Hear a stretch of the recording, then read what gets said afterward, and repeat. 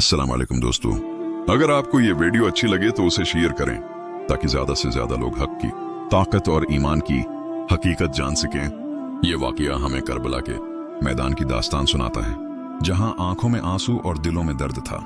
दुश्मनों की तादाद बहुत ज्यादा थी, लेकिन हजरत इमाम हुसैन अलैहिस्सलाम अपने ईमान और अल्लाह की राह में साबित कदम थे। इसी दौरान एक जिन हजरत हुसैन अलैहिस्सलाम के सामने आया।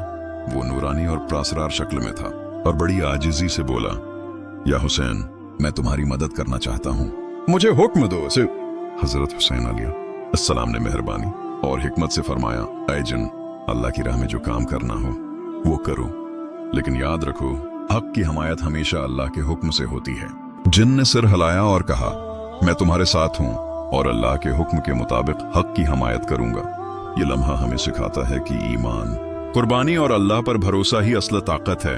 चाहे ये इंसान हो या जिन, हक के लिए हर मखलूक का साथ अल्लाह के हुक्म से है। करबला के मैदान की खामोश शाम में भी ये सबक हमारे दिलों में जिंदा रहता है। अल्लाह की राह में उठाया गया हर कदम कभी जाया नहीं होता। हक की ताकत हमेशा कायम रहती है और ईमान रखने वाला कभी तन्हा नहीं होता। दोस्तों, इस वीडियो को शेयर करें ताकि हक की ये ताकत और कुर्बानी सब तक पहुंचे।